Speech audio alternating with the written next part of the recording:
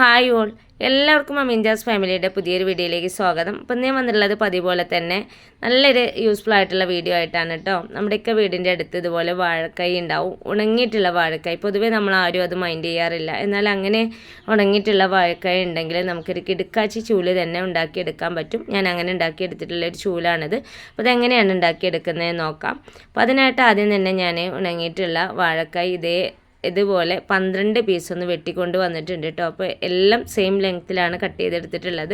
ഇനി ആദ്യം അതിൻ്റെ ഈ ഉണങ്ങിയ വാഴയിലുണ്ടല്ലോ ഇതെല്ലാം ഒന്ന് മാറ്റി കൊടുക്കണം. ഇതിങ്ങനെ ചീന്തുമ്പോൾ തന്നെ നമുക്കത് പെർഫെക്റ്റ് ആയിട്ട് കിട്ടുന്നുണ്ട് കേട്ടോ. അപ്പോൾ എല്ലാത്തിൻ്റെയും ഇലകളൊന്ന് മാറ്റി കൊടുക്കാം. അപ്പോൾ ഞാനിതാ എല്ലാത്തിൻ്റെയും ഇലകൾ മാറ്റിയെടുത്തിട്ടുണ്ട്. ടോട്ടൽ 12 പീസാണ് ഞാൻ എടുത്തിട്ടുള്ളത്. ഏകദേശം സെയിം ലെങ്ത്തിലാണ് കേട്ടോ എടുത്തിട്ടുള്ളത്. ഇനി എല്ലാം കഴിഞ്ഞ് നമ്മൾ കെട്ടിയെടുക്കുന്ന സമയത്ത് അത് ഈക്വലായിട്ട് കട്ട് ചെയ്യാമെന്ന് വിചാരിച്ചിട്ടാണ്. അപ്പോൾ ഈ ഒരു 12 പീസ് വെച്ചിട്ടാണ് നമ്മളിന്ന് ചൂല് റെഡിയാക്കി എടുക്കാൻ പോകുന്നത്. അപ്പോൾ ഇങ്ങനെ ഓരോ പീസ് കയ്യിലെടുക്കുന്ന സമയത്തും ഇതിന് വണ്ണം കൂടിയ ഭാഗവും വണ്ണം കുറഞ്ഞ ഭാഗവും ഉണ്ടാവും. ഈ വണ്ണം കൂടിയിട്ടുള്ള ഭാഗം അടിയിലേക്ക് വരുന്ന രീതിയിൽ വേണം കെട്ടിയെടുക്കാനായിട്ട്. വണ്ണം കുറഞ്ഞിട്ടുള്ള ഭാഗം മുകളിലും വണ്ണം കൂടിയിട്ടുള്ള ഭാഗം അടിയിലേക്കും വരണം കെട്ടിയെടുക്കുമ്പോൾ. എന്നാൽ മാത്രമേ നമ്മൾ ആ ഒരു ചൂല് ചീകിയെടുക്കുന്ന സമയത്ത് വിസ്താരം ഉണ്ടാവുള്ളൂ കേട്ടോ. അപ്പോൾ ഞാൻ എല്ലാ മുരടും ഇതേപോലെ ഒന്ന് പിടിച്ചു കൊടുത്തിട്ടുണ്ട്. ഇതാണ് നമുക്ക് അടിവശത്തേക്കായിട്ട് വരേണ്ടത്. ഇനി 12 പീസ് എടുത്തിട്ടുള്ള ഓരോ വാഴക്കൈയും നമുക്ക് ഓരോന്നായിട്ട് ചീകിയെടുക്കണം. അപ്പോൾ അതിന് മുമ്പ് ഞാനിതൊന്ന് കെട്ടിയെടുക്കുന്നുണ്ട് കേട്ടോ. നമുക്കിതൊന്ന് ഈക്വലായിട്ട് കിട്ടാൻ വേണ്ടിയിട്ടാണ്. അപ്പോൾ ഞാനിത് കുറച്ച് ഭാഗം ഒന്ന് ഒഴിവാക്കിയതിന് ശേഷം ഇതേപോലെ കെട്ടിക്കൊടുത്തിട്ടുണ്ട്. ഇങ്ങനെ കെട്ടിയെടുക്കുകയാണെങ്കിൽ പെട്ടെന്ന് തന്നെ നമുക്ക് ഓരോന്നായിട്ട് ചീകിയെടുക്കാനായിട്ട് പറ്റും കേട്ടോ. അപ്പോൾ അതിന് വേണ്ടിയിട്ട് ജസ്റ്റ് ഒന്ന് മുറുക്കി കൊടുത്തിട്ട് മാത്രമേ ഉള്ളൂ, നല്ലപോലെ ടൈറ്റ് ചെയ്തിട്ടില്ല. ഈ ഒരു ഭാഗമാണ് നമുക്ക് ചൂലിൻ്റെ അടിവശമായിട്ട് വരിക. അതുകൊണ്ട് തന്നെ ഇതിൽ നിന്ന് ഓരോ വാഴക്കൈ എടുത്ത് സെപ്പറേറ്റ് ഒന്ന് ചീകിയെടുക്കണം. അതിനായിട്ട് ഞാൻ എടുത്തിട്ടുള്ളത് സൂചിയാണ് കേട്ടോ. നിങ്ങളുടെ കയ്യിൽ സേഫ്റ്റി പിൻ ഉണ്ടെങ്കിൽ നിങ്ങൾ അതന്നെ യൂസ് ചെയ്യുക. ഇത് അടിയിലേക്ക് അത്യാവശ്യം നീളമുള്ളതുകൊണ്ട് തന്നെ ഞാൻ ആദ്യം കുറച്ച് ഭാഗം ഇതേപോലെ ഒന്ന് ചെയ്ത് കൊടുത്തതിന് ശേഷമാണ് ബാലൻസ് ഉള്ളത് ചെയ്ത് കൊടുക്കുന്നത് കേട്ടോ. അപ്പോൾ ഓരോന്നായിട്ട് വേണം ചെയ്തെടുക്കാനായിട്ട്. അപ്പോൾ ഞാനിത് ഒന്നുകൂടെ മുകളിലേക്ക് കയറ്റി വെച്ചതിന് ശേഷം ഇതേപോലെ ചെയ്ത് കൊടുക്കുന്നുണ്ട്. നമ്മളിങ്ങനെ ചീകിയെടുക്കുമ്പോഴാണ് നമുക്ക് ചൂല് വിസ്താരമായിട്ട് കിട്ടുക. മാത്രമല്ല പിന്ന് വെച്ചിട്ടോ അല്ലെങ്കിൽ ഇതേപോലെയുള്ള സൂചി വെച്ചിട്ടൊക്കെ ചെയ്യുകയാണെങ്കിൽ നമ്മളിത് പൊട്ടിപ്പോവാതെ നമുക്ക് നല്ല വിസ്താരമായിട്ട് കിട്ടും കേട്ടോ.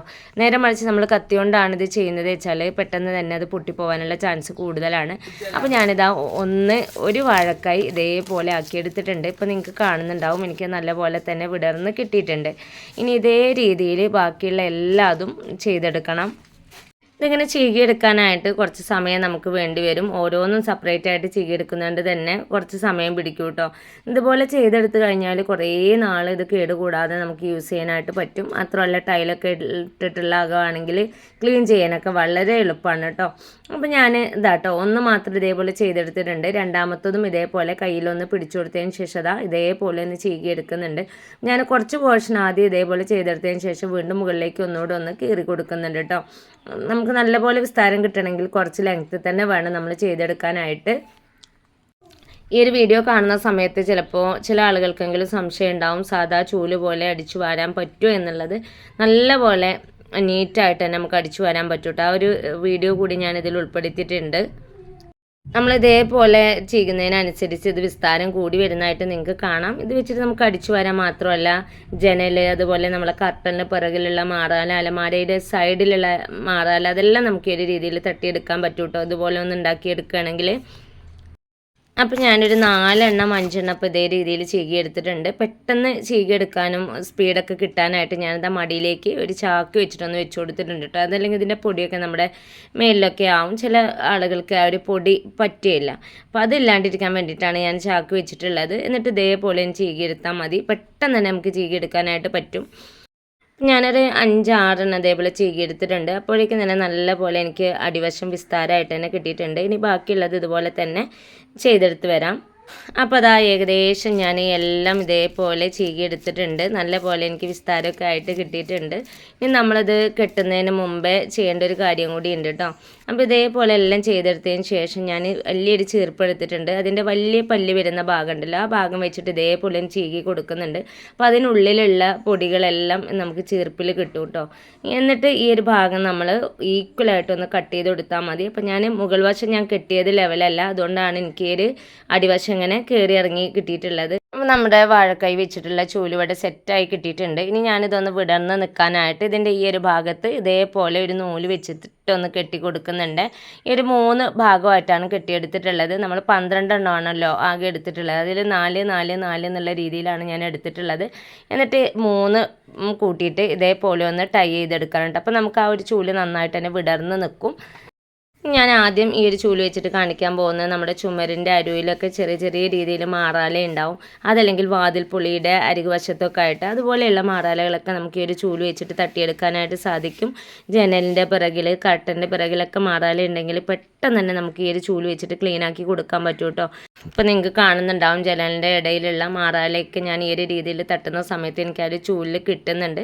അപ്പോൾ തീരെ ബലമില്ലാത്ത ചൂലൊന്നുമല്ല, അത്യാവശ്യം ബലമുള്ള ചൂല് തന്നെയാണ് കേട്ടോ. ഇങ്ങനെ നമ്മൾ എടുക്കുകയാണെങ്കിൽ ഇതാ കണ്ടില്ലേ, ഈ ഒരു സൈഡിലൊക്കെ പൊടി മാറാലൊക്കെ ഉണ്ട്. അതെല്ലാം ഞാൻ ഈ ഒരു ചൂല് വെച്ചിട്ട് തന്നെ തട്ടി കൊടുക്കുന്നുണ്ട് കേട്ടോ. ആ ഒരു സമയത്ത് എനിക്ക് ആ ഒരു മാറാലൊക്കെ നല്ല പോലെ തന്നെ പോന്ന് കിട്ടിയിട്ടുണ്ട്. ചെറിയ രീതിയിലുള്ള പൊടി നമുക്ക് തട്ടി കൊടുക്കാനായിട്ട് പറ്റും. അപ്പോൾ ഇതാണ് ഈ ഒരു ചൂലിൻ്റെ ഫൈനൽ ലുക്ക്. വളരെ എളുപ്പത്തിൽ നമുക്ക് ഒട്ടും ചിലവില്ലാതെ നമ്മൾ വേസ്റ്റാക്കി കളയുന്ന വാഴക്കൈ വെച്ചിട്ടാണ് ഞാൻ ഈ ഒരു ചൂല് ഉണ്ടാക്കി എടുത്തിട്ടുള്ളത്. ഇനി ഇത് വെച്ചിട്ട് മാറാല തട്ടാൻ മാത്രമല്ല കേട്ടോ, നമ്മുടെ അകമായാലും പുറമായാലും ഒക്കെ നമുക്ക് അടിച്ചു വരാനായിട്ട് പറ്റും. അപ്പോൾ ഞാൻ സ്റ്റെപ്പിലുള്ളവർക്കൊക്കെ ഒന്ന് തട്ടി കൊടുക്കുന്നുണ്ട്. അതിന് ശേഷം ഞാൻ മുറ്റും അടിച്ചുവാരി ഈ ഒരു വീഡിയോയിൽ തന്നെ കാണിക്കുന്നുണ്ട് കേട്ടോ. ഞാൻ ആദ്യം അടിച്ചുവാരി കാണിക്കുന്നത് അകമാണ്. ടൈലോ അതല്ലെങ്കിൽ ഷീറ്റൊക്കെ വിരിച്ചിട്ടുള്ള അകമൊക്കെ ആണെങ്കിൽ ക്ലീൻ ചെയ്തെടുക്കാൻ എളുപ്പമാണ്. മുക്കിലും മൂലയിലും ഒക്കെയുള്ള പൊടി നമുക്ക് നല്ല രീതിയിൽ ഇതുകൊണ്ട് പോന്ന് കിട്ടും കേട്ടോ.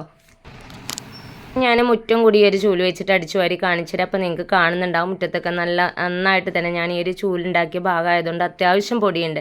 അതെല്ലാം ഇത് വെച്ചിട്ട് ഞാൻ അടിച്ചു വരുന്ന സമയത്ത് ക്ലീനായിട്ട് എനിക്ക് പോന്ന് കിട്ടുന്നുണ്ട് കേട്ടോ. ഇനി അതല്ലാതെ മുറ്റത്തുള്ള ചമ്മലയായാലും ഇലകളായാലും ഒക്കെ നമുക്ക് പെട്ടെന്ന് തന്നെ ക്ലീൻ ചെയ്തെടുക്കാൻ പറ്റും. അപ്പോൾ വളരെ എളുപ്പത്തിൽ വെറുതെ ഇരിക്കുന്ന സമയത്ത് ഇതേപോലെ ഉണങ്ങിയ വാഴക്കൈയൊക്കെ ഉണ്ടെങ്കിൽ വലിയവർക്കും ചെറിയവർക്കും ഒരുപോലെ ഉണ്ടാക്കിയെടുക്കാൻ പറ്റുന്ന ഈ ഒരു ചൂലൊന്നും ഉണ്ടാക്കി നോക്കുക.